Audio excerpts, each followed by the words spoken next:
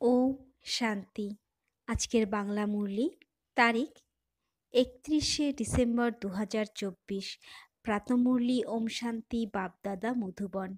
বাবা বলেন, মিষ্টি বাচ্চারা, বাবা রোজ রোজ যা পড়ান এই পড়াশোনায় কখনো মিস করতে নেই। এই পড়াশোনার দ্বারাই অন্তরের সংশয় দূর হয়ে যায়। আজকের প্রশ্ন, বাবার হৃদয়কে জয় করার যুক্তি কী? উত্তর, বাবার হৃদয় জয় করতে হলে যতক্ষণ সঙ্গম যুগ আছে ততক্ষণ বাবার কাছে কিছুই লুকিও না। নিজের চরিত্রের উপর সম্পূর্ণ মনোযোগ দাও।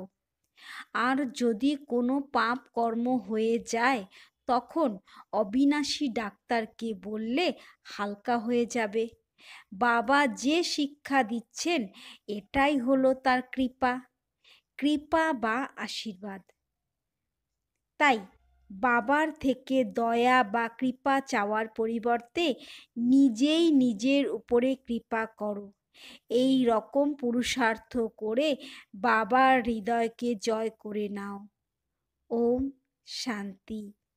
এখন আত্মিক বাচ্চারা এটা তো জেনে গেছে যে নতুন দুনিয়ায় হলো সুখ আর পুরনো দুনিয়াতে হলো দুঃখ। এই দুঃখতেই সবাই দুঃখী হয়ে যায় আর সুখেতে সবাই সুখী হয়ে যায়। সুখের দুনিয়াতে দুঃখের নাম লক্ষণও থাকবে না, আবার যেখানে দুঃখ আছে সেখানে সুখেরও নাম লক্ষণ নেই। যেখানে পাপ আছে সেখানে পুণ্যের নাম লক্ষণ নেই, যেখানে পুণ্য আছে সেখানে পাপের নাম লক্ষণ নেই। সেটা কোন জায়গা?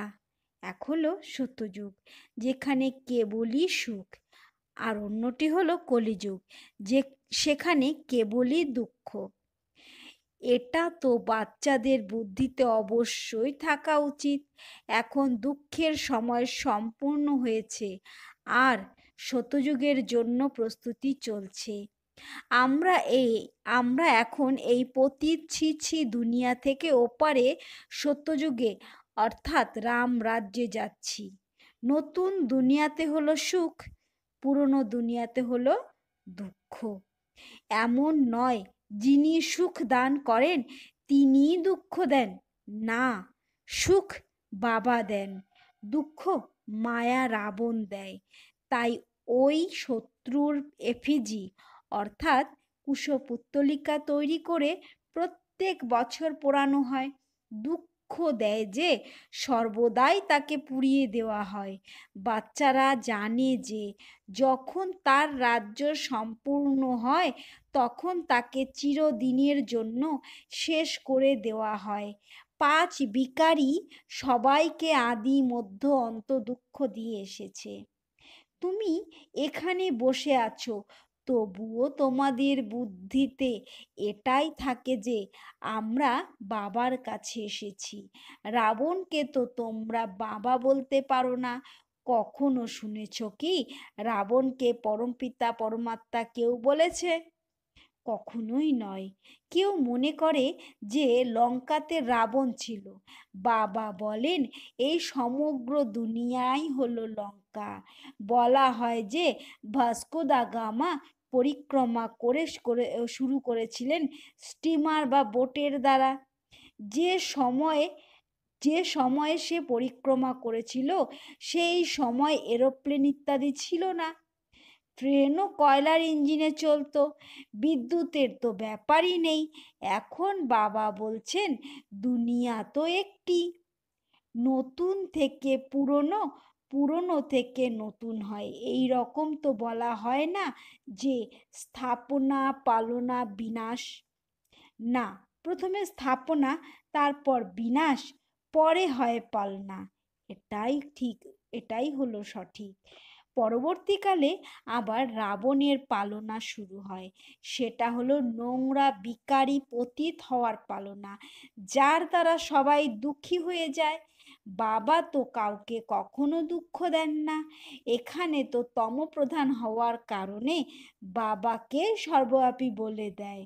দেখো এখন কি হয়ে গেছে, এটাই তো চলতে ফিরতে তোমাদের বাচ্চাদের বুদ্ধিতে রাখতে হবে। আছে তো খুবই সহজ, কেবল পরমাত্মার কথা।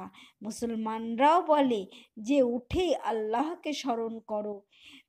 তারা নিজেরাও খুব সকালে ওঠে বলে যে আল্লাহ বা খুদাকে স্মরণ করো। তোমরা বলো বাবাকে স্মরণ করো।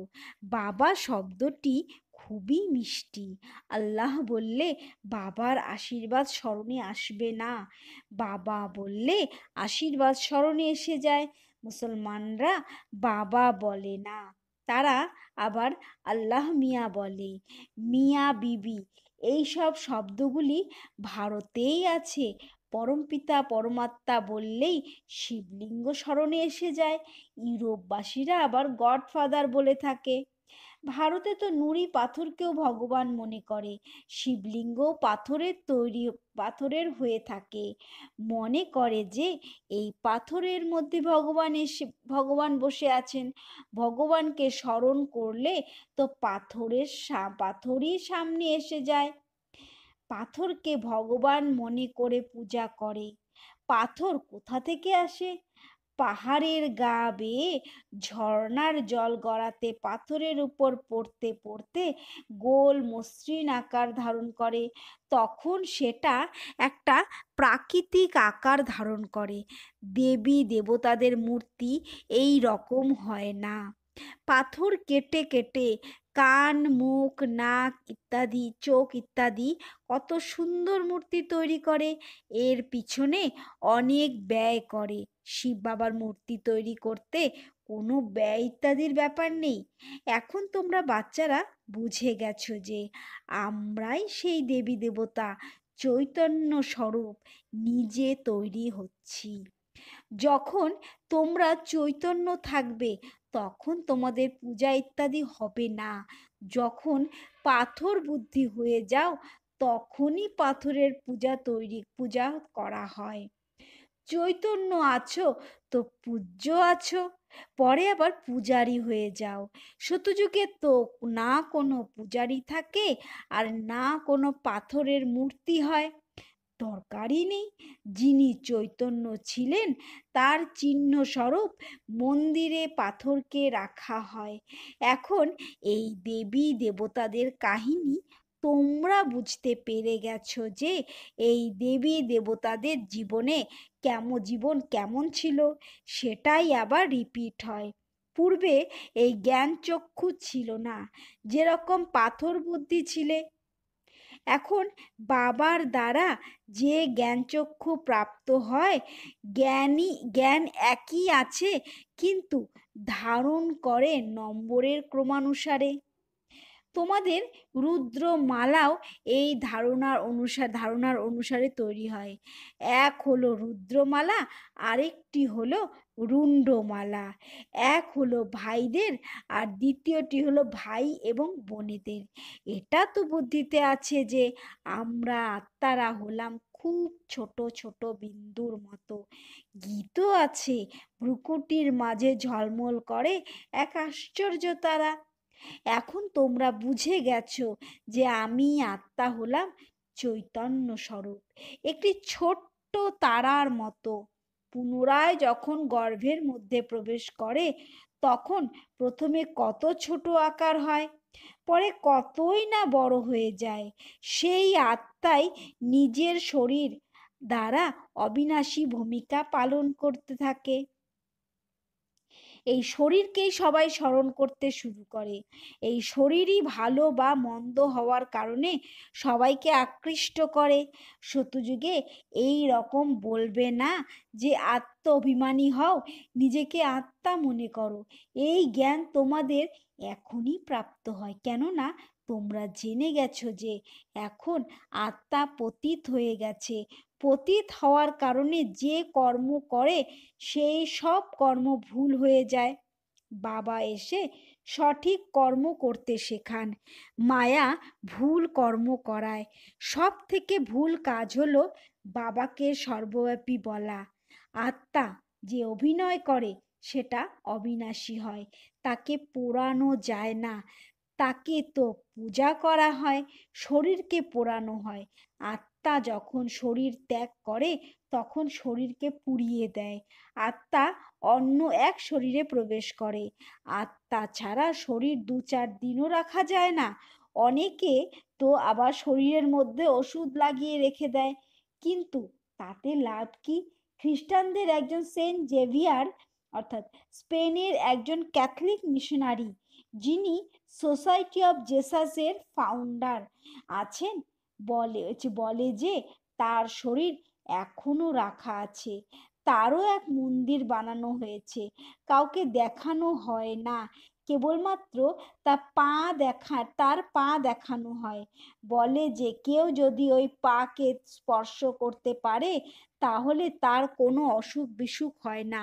পা স্পর্শ করলে মানুষ সুস্থ হয়ে যায়।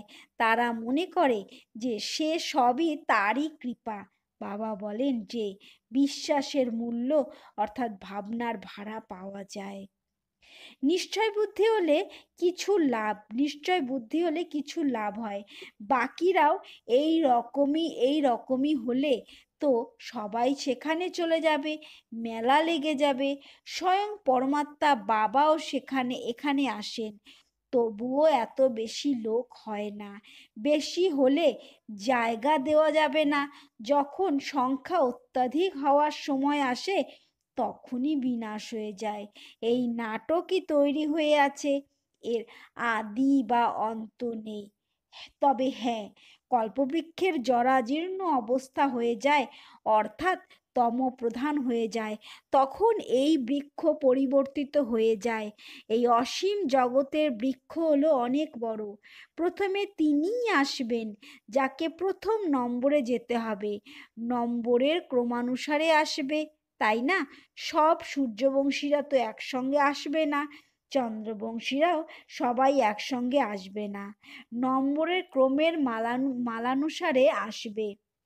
পাঠধারীরা একসঙ্গে কি করে আসবে? খেলাটাই খারাপ হয়ে যাবে। এই খেলাটি একদম নিখুঁত বানানো হয়েছে, এর মধ্যে কোনো পরিবর্তন হয় না। মিষ্টি মিষ্টি বাচ্চারা, যখন এখানে বসো তখন বুদ্ধিতে এটাই স্মরণে থাকা চাই। অন্যান্য সৎসঙ্গে তো অন্য অন্য কথাগুলি বুদ্ধিতে আসে, এখানে তো হলো একটাই পড়া যার দ্বারা তোমাদের উপার্জন হয়।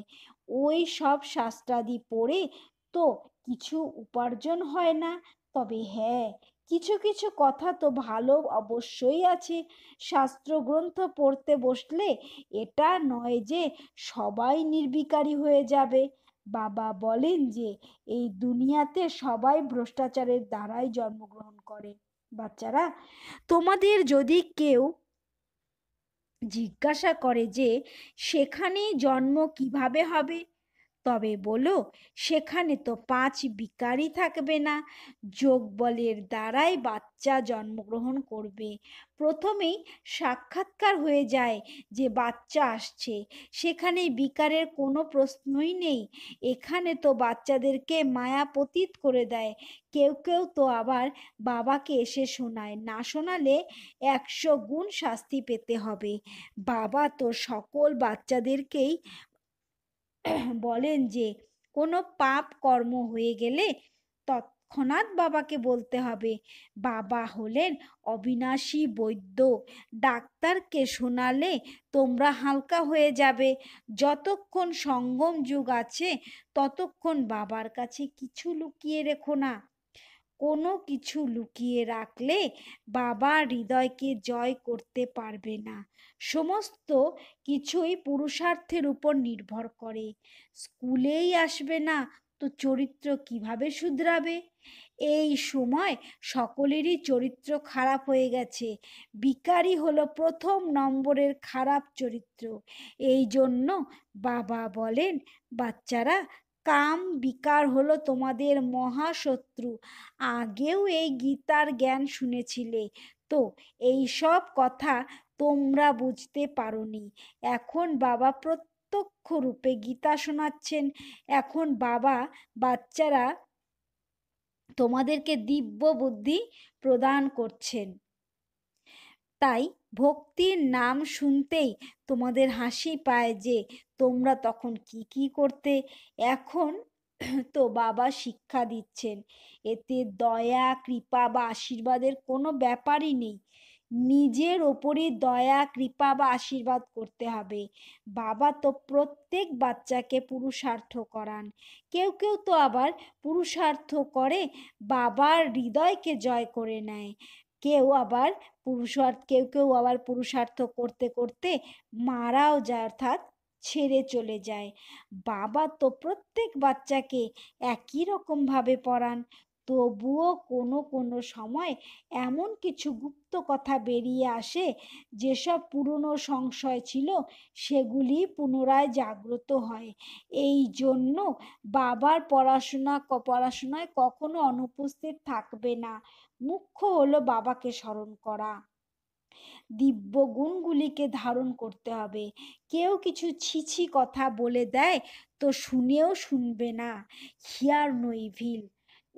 উঁচু পদ প্রাপ্ত করতে হলে মান, অপমান, দুঃখ, সুখ, হার জিত সব সহ্য অবশ্যই করতে হবে। বাবা কত যুক্তি বলে দেন, তবুও বাচ্চারা বাবার কথাগুলিকে শুনেও শোনে না। তবে তারা কি পদ প্রাপ্ত করবে? বাবা বলেন যে যতক্ষণ পর্যন্ত তোমরা অশরীরী না হতে পারছো, ততক্ষণ পর্যন্ত মায়ার কিছু না কিছু চোট লাগতেই থাকবে। বাবার কথা না মানলে তো বাবাকে অসম্মান করা হয়। তবুও বাবা বলেন, বাচ্চারা সর্বদা বিজয় প্রাপ্ত করে জাগ্রত থাকো, আবার বাবাকে স্মরণ করে উঁচু পদ প্রাপ্ত করো। আচ্ছা, মিষ্টি মিষ্টি হারানিধি বাচ্চাদের প্রতি মাতা, পিতা, বাপদাদার স্মরণের স্নেহ সুমন আর সুপ্রভাত। আত্মাদের পিতা তার আত্মারূপী বাচ্চাদেরকে জানাচ্ছেন নমস্কার। আত্মারূপী বাচ্চারাও তাদের আত্মারূপী পরম পিতা পরমাত্মাকে জানাচ্ছেন নমস্কার, সুপ্রভাত। আজকের ধারণার জন্য মুখ্য সার: 1, কেউ যদি কিছু উল্টো পাল্টা কথা বলে তবে শুনেও শুনবে না। Hear no evil. দুঃখ, সুখ, মান, অপমান সব কিছু সহ্য করতে হবে। 2, বাবা যা কিছু শোনান সেগুলি শুনেও না শুনে বাবার ডিসরিগার্ড করবে না। মায়ার চোট থেকে বাঁচার জন্য অশরীরী থাকার অভ্যাস অবশ্যই করতে হবে। আজকের বরদান: বাবা সম দয়াবান হয়ে সবাইকে ক্ষমা করে স্নেহ প্রদানকারী মাস্টার দাতা ভব। বাবা সম দয়াবান হয়ে সবাইকে ক্ষমা করে স্নেহ প্রদানকারী মাস্টার দাতা ভব। বিস্তার: যেরকম বাবাকে দয়াবান, মার্সিফুল বলা হয়, সেই রকম তোমরা বাচ্চারাও হলে মাস্টার দয়াবান। যারা দয়াবান হয় তারাই কল্যাণ করতে পারে। অকল্যাণ করা আত্মাকেও ক্ষমা করতে পারে। তারা মাস্টার স্নেহের সাগর হয়। তাদের কাছে স্নেহ বিনা আর কিছুই থাকে না। বর্তমান সময়ে সম্পত্তির থেকেও বেশি প্রয়োজন হলো স্নেহের। এই জন্য মাস্টার দাতা হয়ে সবাইকে স্নেহ দিতে থাকো। কেউ যেন খালি হাতে ফিরে না যায়। আজকের স্লোগান: তীব্র পুরুষার্থী হওয়ার ইচ্ছা যদি থাকে তাহলে যেখানেই চাইবে সেখানেই রাস্তা পেয়ে যাবে। তীব্র পুরুষার্থী হওয়ার ইচ্ছা যদি থাকে তাহলে যেখানেই চাইবে সেখানেই রাস্তা পেয়ে যাবে। ওম শান্তি।